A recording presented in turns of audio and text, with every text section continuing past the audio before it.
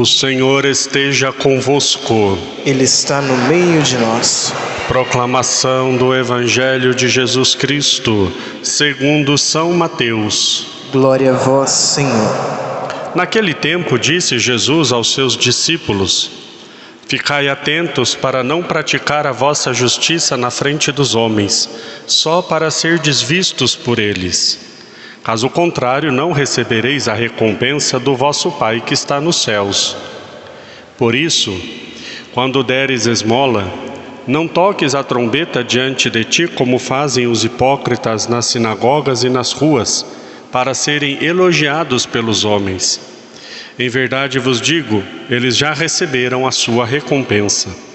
Ao contrário, quando deres esmola, que a tua mão esquerda não saiba o que faz a tua mão direita, de modo que a tua esmola fique oculta, e o teu Pai que vê o que está oculto te dará a recompensa. Quando orardes, não sejais como os hipócritas que gostam de rezar em pé nas sinagogas e nas esquinas das praças, para serem vistos pelos homens. Em verdade vos digo, eles já receberam a sua recompensa. Ao contrário, quando tu orares, entra no teu quarto, fecha a porta e reza ao teu Pai que está oculto. E o teu Pai que vê o que está escondido te dará a recompensa. Quando jejuardes, não fiqueis com o rosto triste como os hipócritas. Eles desfiguram o rosto para que os homens vejam que estão jejuando. Em verdade vos digo, eles já receberam a sua recompensa. Tu, porém, quando jejuares, perfuma a cabeça e lava o rosto, para que os homens não vejam que estás jejuando, mas somente teu Pai que está oculto. E o teu Pai que vê o que está escondido, te dará a recompensa. Palavra da salvação. Glória a vós, Senhor.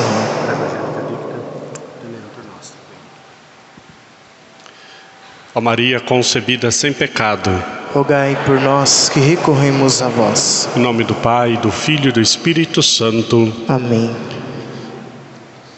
Queridos irmãos e irmãs, iniciamos hoje com esta Santa Missa da quarta-feira de cinzas, o tempo da Quaresma. Eu gostaria de pegar com vocês a oração que eu rezei, a oração da coleta dessa missa de hoje, que nos dá todas as dicas e as pistas para nós entendermos o sentido não só desta missa e deste dia que nós celebramos, mas também de um modo especial a indicativa de como viver bem este tempo quaresmal e qual é a finalidade para a qual nós vivemos este tempo de Quaresma. A oração do dia diz assim: concedei-nos, ó Deus Todo-Poderoso, iniciar com este dia de jejum o tempo da Quaresma, para que a penitência nos fortaleça contra o espírito do mal. Breves palavras, oração bastante resumida, mas que nos indica justamente o que nós devemos então viver e para que nós vivemos esta realidade da Quaresma, da penitência e do jejum. As práticas da Quaresma que a Igreja nos recomenda são 3, que nós vimos no Evangelho, Jesus explicando cada uma delas e explicando a forma como deve ser vivida cada uma delas, que é o jejum, a oração e a caridade. Essas são as 3 práticas que devem acompanhar todo o tempo da Quaresma: o jejum, a oração e a caridade. Essas 3 práticas resumem tudo aquilo que nós vivemos na vida cristã. Quando nós fazemos o jejum, nós estamos combatendo as nossas más inclinações, os males que estão em nós, as nossas más tendências que nos levam ao pecado. Quando nós fazemos o jejum, nós estamos refreando a nossa humanidade, nós estamos refreando a nossa inclinação para o mal, educando a nossa vontade. Quando nós abrimos mão de um alimento, quando nós fazemos a experiência desta escassez, para percebermos que nós não somos dominados pelos nossos instintos, mas que a nossa razão deve prevalecer.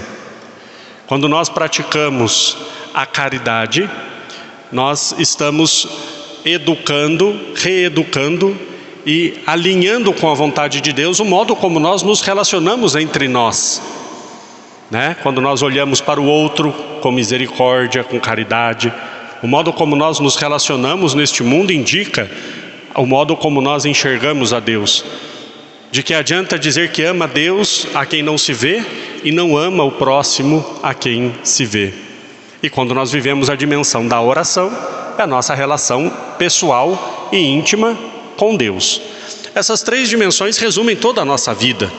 A nossa vida está relacionada ao modo como eu me direciono com Deus, me direciono com o próximo e me direciono comigo mesmo. Por isso a Quaresma é essa completude de um modo para nós voltarmos à nossa intimidade, relação para com Deus. Essas três práticas, elas devem ser vividas, e elas devem ser vividas de forma uma completando a outra. Fica muito vazia quando nós tentamos ou imaginamos que deveríamos fazer uma dessas práticas sem as outras duas. Se eu vivo, por exemplo, a dimensão da penitência, do jejum, mas eu não tenho a oração e a caridade, acaba se tornando fonte de orgulho e de prepotência. É uma autossuficiência. Veja como eu sou forte, fico tanto tempo sem isso ou tanto tempo sem aquilo. Então se torna muitas vezes até fonte de pecado por causa do orgulho e da autossuficiência. Quando eu vivo a dimensão e penso que viver simplesmente a dimensão da caridade, fazer o bem para o próximo, mas eu não tenho uma relação com Deus e não tenho uma relação comigo mesmo através do jejum, se torna simplesmente uma obra filantrópica, sem fins espirituais, sem dimensão sobrenatural, também fica vazia. E quando eu me aplico à prática da oração, mas eu não entendo que eu preciso vencer os meus vícios e não entendo que preciso ajudar o próximo, também se torna algo muito vazio, porque às vezes eu me escondo daquilo que eu poderia fazer ao outro, quando eu digo simplesmente não, agora estou rezando. Então essas três práticas, elas devem ser sempre vividas em uma unidade. E por que é que nós vivemos isso? Então voltando à oração que nós acabamos de ler aqui, né? Para que, iniciando esse tempo da Quaresma com o jejum, sabemos bem que hoje, quarta-feira de cinzas, é dia de jejum, né? Vou abrir só um parênteses rapidinho, para ajudar algumas pessoas que ainda não se lembram muito bem da catequese ou que talvez nem tenham ouvido dizer isso na catequese. Como é que nós fazemos jejum? Como é que é o jejum que a igreja nos prescreve? É muito simples. O jejum consiste em fazer uma refeição completa, seja almoço ou seja jantar, por exemplo, e outras duas, se necessário, outras duas bem pequenas, a ponto de que se juntar as duas não dê uma completa. Então o jejum é assim, né? Eu faço uma refeição completa e outras duas pequenas, a ponto de se juntar essas duas não dê uma completa. Dois pequenos lanches, né? Dois pequenos lanches, dois pequenos cafezinhos para passar o dia. Então o jejum é desta forma. Hoje é dia de jejum. Além do jejum, hoje também é dia de abstinência de carne.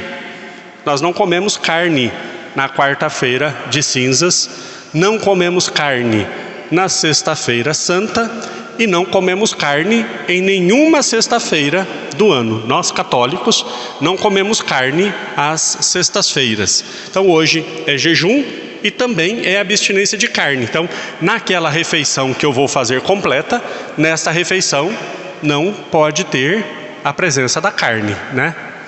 Nós podemos comer peixes ou frutos do mar, tá bom? Então, fecha parênteses. Hoje nós iniciamos a Quaresma com um dia de jejum. E para quê? Para vencermos, para que nos fortaleça no combate contra o espírito do mal. É esse o ponto que eu gostaria de refletir com vocês. Nós estamos perdendo a dimensão sobrenatural da nossa vida cristã. Nós estamos perdendo a dimensão sobrenatural de que existem realidades que querem nos afastar de Deus, e essas realidades se manifestam de três formas. O que quer nos afastar de Deus se manifesta diante de nós de três formas. O que nos quer nos afastar de Deus? Os inimigos da nossa salvação. A nossa humanidade decaída pelo pecado, a nossa humanidade o demônio, que é o anjo de luz que caiu e hoje odeia o ser humano e quer que ele se perca, e o mundo. Nós mesmos, o demônio e o mundo. Essas são as três realidades que querem nos afastar de Deus. E nós precisamos entender que nós estamos num combate contra essas três realidades para nós alcançarmos a salvação. A nossa vida sobre esta terra é um combate. Infelizmente, de forma muito triste e até vergonhosa, nós estamos acompanhando uma guerra, né? Que está acontecendo na Europa. Terrível, triste e para nós seres humanos é até vergonhoso. No pleno século XXI nós ainda vivemos uma realidade dessa. Pois bem, para nós entendermos que esta guerra que está acontecendo lá na Europa é uma guerra humana, vamos dizer assim. Mas nós vivemos um combate espiritual. E para que tenha um combate espiritual que nós travamos, nós precisamos de armas espirituais. Eles não lutam a guerra deles com armas? A luta espiritual também deve ser lutada com armas. E quais são essas armas? As armas espirituais é a nossa vida de oração, é a nossa intimidade com Deus, é a nossa fortaleza contra as coisas do mal que querem nos afastar de Deus. Por isso que a penitência, a oração, nos fortalece na luta contra o mal. Seria imprudente, seria uma loucura da nossa parte entrarmos numa guerra sem armas, não é verdade? Quem seria doido de entrar numa guerra para combater sem armas? Pois bem, quando nós não rezamos, nós estamos entrando na guerra espiritual sem armas. Então, o jejum, a prática quaresmal, o jejum, a oração e a caridade, eles nos fortalecem contra os espíritos do mal, nos fortalecem na luta contra o mal. Como é que eu me preparo para lutar contra o mal? Como é que eu me preparo para lutar contra aquilo que quer me afastar de Deus? Me fortalecendo na oração. Tem gente que hoje em dia diz assim, não sei se vocês já escutaram, que essa coisa de penitência, de jejum é bobagem. Tem gente que diz assim, não, esse negócio de jejum é bobagem, é só você ser bonzinho com os outros e pronto. Essa coisa de jejum não existe mais, a igreja não tem mais isso não. Sabe uma coisa boba que eu ouço muito? Não deem ouvidos para essas bobagens. Nós temos que fazer jejum. Chega a ser até ridículo falar uma coisa dessas. Nós temos que fazer jejum de falar mal dos outros. Gente, isso é pecado, isso não pode fazer época nenhuma. Isso não é jejum. Jejum de pecado não existe. Não é verdade? Jejum de pecado não existe. Pecado, tem que fazer jejum de falar palavrão, mas falar palavrão é pecado. Não deve falar época nenhuma. Em momento nenhum. O jejum é uma prática que eu faço para eu dominar as minhas más tendências. Quando eu tenho a capacidade, o autocontrole de dizer não para alguma coisa que seja lícita, eu estou educando a minha vontade para também dizer não para uma coisa que é ilícita. Exemplo muito concreto e muito prático. Se, por exemplo, uma pessoa faz o propósito de passar a quaresma sem tomar refrigerante, né? A pessoa, então, vou passar a quaresma sem tomar refrigerante. Ela vai na casa de um familiar, quando chega para almoçar, a pessoa põe na mesa aquela Coca-Cola gelada, com esse calor, hein? No copo uma rodelinha de limão, um gelo, aquela Coca-Cola bem gelada. Chega a dar aquela água na boca, fala, ai, que vontade de tomar Coca-Cola. Mas eu não vou tomar porque eu estou no tempo quaresmal e estou fazendo a penitência de não tomar refrigerante. É pecado tomar Coca-Cola? Não, não é pecado tomar Coca-Cola. Mas se eu faço a penitência, se eu faço o propósito e eu educo a minha vontade dizendo não para uma coisa que é lícita e que eu estou com vontade, quando uma pessoa me irrita e eu tenho vontade de falar alguma coisa para aquela pessoa, eu também vou ter o autocontrole de não pecar. Entenderam qual é o sentido da penitência? Qual é o sentido do jejum? O sentido do jejum é para me fortalecer, porque se eu não treino se eu não exercito a virtude, eu nunca vou vivê-la. De novo o exemplo dos exércitos. Como é que um exército vai para a guerra? Ele primeiro, o soldado treina, o soldado exercita. O soldado treina como ele vai manusear aquela arma.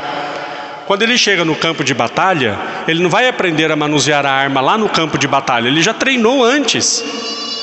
Quando ele chega na situação, ele sabe usar aquela arma, ele sabe usar aquele equipamento, né? Imagina se o piloto do avião senta no cockpit do avião e diz assim: e agora, como é que eu ligo o avião? No meio da guerra. Já perdeu essa guerra, né? E agora, como é que eu faço para o carro ir para frente? Eu nunca entrei nisso aqui, não sei mexer. Um cristão que não se mortifica, um cristão que não exercita a virtude é desse jeito. Quando chega na hora de uma tentação, ele vai dizer: e agora, o que eu faço? Vai pecar. Então, a prática penitencial é algo para me aproximar de Deus. Para me aproximar de Deus. E aí é claro, se eu tenho essa proximidade com Deus, se eu vou educando e treinando esta intimidade com Deus, isso vai se refletir de outras formas na minha vida de oração. Como eu já disse, que uma coisa não pode estar sem a outra. Então eu vou também aumentar a minha vida de oração, porque talvez eu vá percebendo, e isso é muito importante, eu ter uma leitura de mim mesmo muito real e muito verdadeira, para perceber o que eu preciso mudar. E diante desse meu contato com Deus, na minha oração, é justamente onde eu vou fazer o meu exame de consciência e vou perceber o que eu preciso mudar, o que eu preciso combater em mim, né? Não sei, talvez alguém possa dizer assim: eu preciso combater o meu egoísmo, eu tenho muita dificuldade em repartir as minhas coisas, eu tenho dificuldade em fazer caridade. Então pronto, ali é o ponto onde eu vou exercitar. Eu tenho um vício horroroso de falar palavrão, quero me livrar desse vício. Pronto, então a sua penitência vai ser direcionada para esta situação. Você vai exercitar a sua virtude para você falar menos palavrão. E assim cada um tem que fazer um exame de consciência. Uma coisa que nós não sabemos mais fazer hoje é exame de consciência. Nós desaprendemos completamente a fazer exame de consciência, por causa dessa mentalidade que nós temos hoje, de que eu sou o centro das atenções e de que tudo gira em torno de mim. Os meus exames de consciência se tornaram aquilo que eu acredito. Eu acho que tal coisa é pecado. Eu passei a manhã toda atendendo confissão. E tem situações que são dolorosíssimas. E tem situações que são angustiantes. Angustiantes. Porque a pessoa simplesmente perdeu a capacidade de olhar para si mesmo. Tem pessoas que têm a capacidade de chegar no confessionário, o padre pergunta: há quanto tempo não se confessa? 1 ano. Quais são seus pecados? Não tenho. Oi? Não tenho.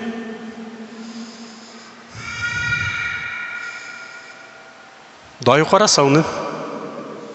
A pessoa perdeu a capacidade de olhar para si e reconhecer que erra, que falha, que peca. Ou faz 10 anos se confessa, fala um pecado. O que está pesando na minha consciência é uma coisa. E o resto? Não tem mais nada.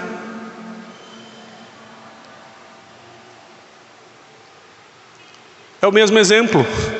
O piloto que entra no avião e olha e fala: onde que eu ligo isso aqui? Já perdeu a guerra, meu filho.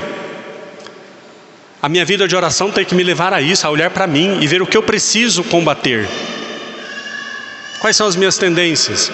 E a partir disso, de forma muito concreta, eu vou colocando os meus propósitos. Eu vou colocando as condições que eu preciso. Eu preciso combater a minha preguiça, então eu vou fazer propósitos, vou levantar um pouquinho mais cedo. Vou fazer propósitos de talvez, não sei, eu vou para o meu trabalho, vou dar preferência para uma escada sem ser escada rolante, para fazer um pouquinho mais. Vou descer um ponto do ônibus antes para andar um pouquinho. Coisas práticas para combater o que eu preciso. Mas eu preciso ter a capacidade de olhar para dentro de mim. Diante de Deus, não diante de mim mesmo. O que é pecado? Aí a pessoa diz, pecado é o que me deixa triste. Não, pecado é o que Deus disse que é pecado. Deus nos disse o que é pecado, não é o que eu acho que é pecado. Olha, eu acho que roubar não é uma coisa certa, então roubar é pecado. Agora, mentir eu não acho que seja errado, então não é pecado. Não, não é a minha opinião que diz o que é pecado, é o que Deus disse que é.